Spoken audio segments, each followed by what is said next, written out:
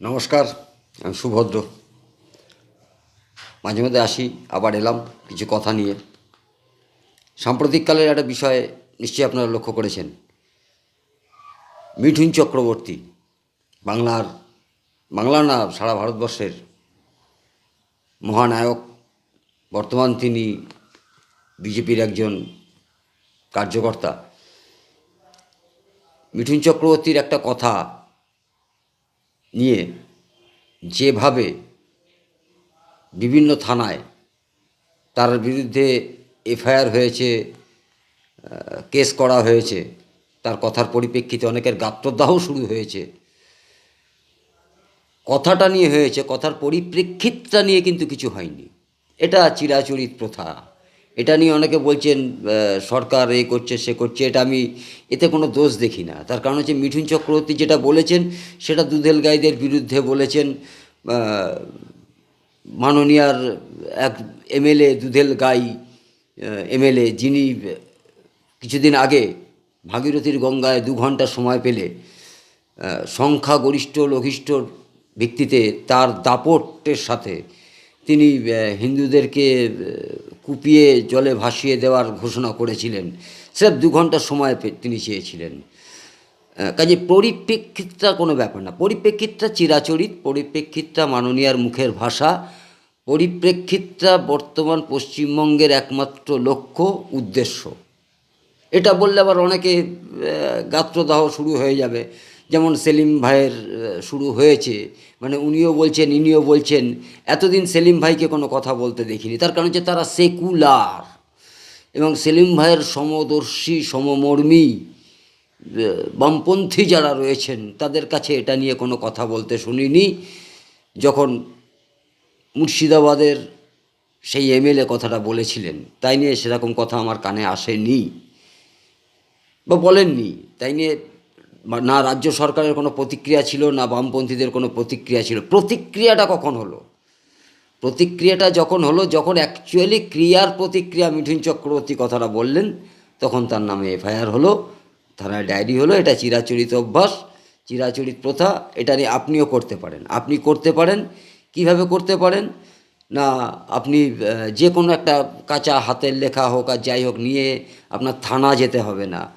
Local কোনো পিসি এখনও অনেক আছে, পুলিশ স্টেশন আছে, পিএস আছে, যেগুলো থানায় রূপান্তরিত, সেখানে গেলেও এই বিষয় নিয়ে আপনি ডায়েরি কেস খামারি করতে পারেন অবারিত দ্বার।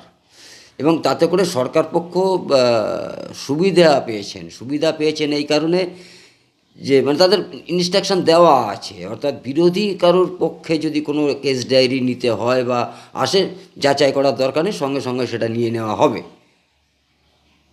দুর্ভাগ্য, দুর্ভাগ্য সেকুলারিজমের, দুর্ভাগ্য রাজ্য সরকারের, দুর্ভাগ্য বঙ্গবাসীর, যারা এখনও পর্যন্ত নিজেদেরকে সেকুলার বলে প্রমাণ করবার জন্য আপ্রাণ চেষ্টা করছেন। তাহলে দেখুন, আজ সরকারের একটা পুরো প্রক্রিয়া কাজ করে এটা নিয়ে। বিভিন্ন সময় সরকারের সংখ্যা লঘু সম্প্রদায়ের যে সমস্ত এমএলএরা এমপিরা রয়েছেন, তাদের বিভিন্ন সময় কথার ধাঁচ ধরন খুঁজে দেখবেন। কেউ এটাকে মিনি পাকিস্তান বলার চেষ্টা করেছিলেন, কলকাতার একটা অংশকে দেখে মিনি পাকিস্তান। তাদের চিন্তাধারা ধ্যান ধারণাটাই আলাদা, যেটা সরকারের সাথে মিল খায় এই কারণে বলছি, সরকারেরও ইচ্ছা সেরকম, হয়তো রাজ্য সরকারের, হয়তো। তা নাহলে সরকার তো মুখ ফুটে দুটো কথা বলতেন, যেটা তীব্র নিন্দা করছি, বা সর্বক্ষেত্রে ব্যাপারটাকে নিন্দার একটা প্রস্তাব আনাতো, বা তাকে দুটো কথা বলা হতো এটা নিয়ে সরকার পক্ষ থেকে। কিন্তু হয়নি। কেন? আমার মনের কথা যদি আপনি বলে দেন, আমার মনের কথা যেটা আমি বলতে পারছি না, কিছুটা বাধ্যবাধকতা রয়েছে, সেটা যদি আপনি বলে দেন, তা আমার তো পাওয়ারও। আমার মনের কথাটাই তো বললেন, সরকারের অবস্থানটা হচ্ছে তাই আজকে। এখানে মিঠুন চক্রবর্তী যেটা বলেছেন সেটা সরকারের মনোপুত নয়। কাজে এটা বলা যাবে না এটা নিয়ে রেড়ে করে তেড়ে উঠতে হবে। তার বিরুদ্ধে হাজারো কেস করুন, আজ মিঠুন চক্রবর্তী না, অন্য কোনো কেউ যদি এটা নিয়ে কথা বলতেন, আমরা সরকার সেটা নিয়েও লাফাতেন, সরকার সেটা নিয়েও কেস খামারি হতেন। যেহেতু মিঠুন চক্রবর্তী বলেছে কেসটা আরও বড়, তার কারণ হচ্ছে তিনি বিজেপির লোক, তাকে তো দুর্নাম করতে হবে, তার বিরুদ্ধে কেস খামারি করতেই হবে। তার কারণ হচ্ছে বড্ড জ্বালাচ্ছে। বাংলার গুরুত্ব দিইনি আমরা, বাংলার বাঙালি বাঙালি বাঙালি বলে করে যাদেরকে মানে দিনরাত চিৎকার করি বাংলা, বাংলার বঞ্চনা, বাংলা অপমানিত, বাংলা এই সেই নানান কথা। বাংলার কোনো কাউকে নিয়ে, মিঠুন চক্রবর্তীর মতন লোককে নিয়ে কোনোদিন বাংলার উন্মাদনা দেখিনি বাংলা সরকারের পক্ষ থেকে। তার কারণ হচ্ছে ফালতু লোক। ছিনালের কথা বাদ দিন, ছিনাল তো বলে বসেছিল উনি একটা অ্যাক্টার নাকি। ছিনাল ঘোষ ওর কথা আমি ধরি না, ওকে দেখালে টিভিতে আমি টিভি বন্ধ করে দিই। কেন মিডিয়ার কাছেও আমি আবেদন রেখেছিলাম, অন্তত এই চোরটা চিটিং বা জেল খাটা আসামি, তার মুখ দিয়ে কোনো ভালো কথা, তার কোনো স্টেটমেন্ট নেবেন না দয়া করে, লজ্জা লাগে আমাদের। তা যাই হোক, তাদের ব্যবসা তারা করছেন, তা সেদিকে যাচ্ছি না। আবার পাশাপাশি দেখুন বাংলার মাল ফিরহাদ হাকিম, সেটা নিয়েও কিন্তু টু শব্দ নেই সরকার পক্ষের। রেখা পাত্র বিজেপির প্রার্থী ছিলেন বসিরহাটের, তিনি নাকি মাল, হেরো মাল। তা তিনি হেরো মাল, আজকে ফিরহাদের হাকিমের কাছে একটা প্রশ্ন রাখি, কালকে কোনো কারণে আপনার মেয়ে নির্বাচনে লড়ল এবং হেরে গেল, আপনার মেয়েকে মাল বলা যাবে তো? আপনার মেয়েকেও হেরো মাল বলা যাবে তো? নাকি নন্দীগ্রামের যিনি মহিলা প্রার্থী হেরেছিলেন তাকে বাংলার মানুষ হেরো মাল বলছে? ভেবে দেখেছেন কখনো? সে সাহস আছে কারুর? থানা পুলিশ সব এক হয়ে যাবে, গেল রব উঠে যাবে, বাড়িতে কোর্টে চিঠি চলে আসবে, থানার লোকাল থানা থেকে শুরু করে লালবাজার সবাই এসে হাজির হয়ে যাবে। কিন্তু ফিরহাদ ভাইয়ের বেলায় একটা লোকও কোনো কথা বললেন না যে এটা মাল বলা হলো কেন। এবং তার বিরুদ্ধে যখন থানায় ডায়েরি করতে গেলেন, দুজন মানুষ বিধাননগর থানায়, তাদের ডায়েরি নেওয়া হলো না, নেওয়া যাবে না, এটা নেওয়া যাবে না। সরকার পক্ষের কোনো ডায়েরি নেওয়া যাবে না, সরকার পক্ষের বিরুদ্ধে কোনো কথাই ডায়েরি হিসাবে নেওয়া যাবে না। এটাই হচ্ছে মূল পশ্চিমবঙ্গের সরকারি ব্যবস্থা, এটা পরিষ্কার। আর আমরা সাধারণ মানুষ, আমি কেন, কি দরকার আবার ঝুট ঝামেলার মধ্যে যাওয়া? যে যা বলছে বলুক না, আমাকে তো বলেনি। কতদিন আর কবে জাগবেন বলুন তো? কবে জাগবেন? ক্রমশ আবার ঘুরিয়ে একটা জায়গাতেই আসি, সেই হিন্দু মুসলিম। আপনি বলবেন সাম্প্রদায়িকতার কথা, আমি বলবো হ্যাঁ সাম্প্রদায়িকতার কথা। অনেকে বলেন সাম্প্রদায়িক সম্প্রীতি, আমি অনেককে বলেছি, অনেক কমরেডকেই বলেছি, ভাই সাম্প্রদায়িক সম্প্রীতির কথা হবে, সাম্প্রদায়িক সম্প্রীতির মিছিলটা শুরু হোক রাজাবাজার, মেটিয়া ব্রুজ, এখান থেকে আমি থাকব, বিনা পতাকায় থাকব। আপনারাও পতাকাহীনভাবে, বিজ্ঞান মঞ্চ টঞ্চ অনেক কিছু আছে, যারা মাঝে মধ্যে একটু জ্ঞান ট্যান দেন আর কি, বিজ্ঞান সচেতন করেন মানুষকে। আমি বিজ্ঞান সচেতনতাটা এটা যদি মেটিয়া ব্রুজ থেকে শুরু হয় কেমন হয়? দম নেই কারোর। তার কারণ কিছু কিছু পশ্চিমবঙ্গের বেশ কিছু জায়গায় যেখানে বিজ্ঞান বোঝাতে গেলে পরে আপনাকে কেটে হাতে ধরিয়ে দেবে একটা অংশ, এটা পরিষ্কার, তারাও জানেন। কাজে যেখানে নিশ্চিন্তে বলা যায়, যেখানে নিশ্চিন্তে বিজ্ঞান বোঝানো যায়, সেখানে বিজ্ঞান নিয়ে চর্চা হচ্ছে। আর যেখানে বিজ্ঞানটা কোরআনের মধ্যেই সীমাবদ্ধ, সেখানে বিজ্ঞান নিয়ে আর বিশেষ মাথা ব্যথা করবার মতন সৎসাহস হয়তো পশ্চিমবঙ্গের বিজ্ঞান মঞ্চ বলুন আর সেকুলারবাদ টিমের বলুন, তাদের কারোরও হয় না। একটু ঠোঁটকাটা মানুষ, মাঝে মধ্যে বলে বেশি। কেন, জাত ধর্মটা তো দেখতে হবে। অনেকেই বলেন ধর্ম ধুয়ে জল খাবো, ধর্ম ধুয়ে জল কেউ খায় না। যারা ধর্ম ধুয়ে জল খেতেন না একটা সময়, তারা আজও খান না অনেকেই। যারা খেতেন না তাদের জোত জমি জায়গা, বাড়ি ঘর দৌড়, শান্তির বার্তা, একসাথে দুজনে ওঠা বসা, দুই ভাই হিন্দু মুসলিম, দুই ভাই একসাথে ওঠা বসা, তার বাড়িতে অনুষ্ঠানে যাওয়া, সব ছেড়ে চলে এসছেন। তো অন্য কোনো কারণ ছিল? খাওয়ার অভাব ছিল? না বাঁচবার তাগিদ ছিল? সুষ্ঠুভাবে বাঁচবার তাগিদ ছিল, নিজের ধর্মকে আঁকড়ে ধরে পারেননি, এসেছেন। এখানে এসেছে, এখানে তো সমুদ্র, এখানে কেউ কিছু বলার নেই। এখন আমি কিন্তু সেকুলার। এখনও বহু মানুষ এই যে বাংলাদেশি বলছেন, আমার কিন্তু উৎসাহ নেই খুব এমন একটা,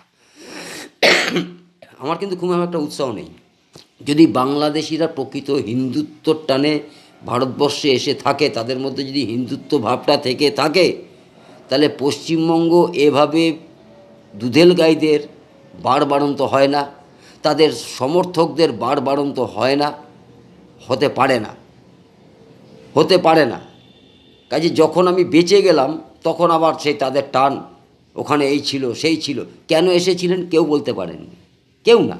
যারাই ওখান থেকে এখানে এসেছিলেন, প্রভাবশালী কমরেড, প্রভাবশালী কংগ্রেস নেতা, প্রভাবশালী তৃণমূল নেতা, যারা বিভিন্ন সময় বিভিন্ন রাজনৈতিক দলের নেতৃত্ব দিচ্ছেন, তারাও পর্যন্ত অনেকেই ওপার বাংলায় ছিলেন।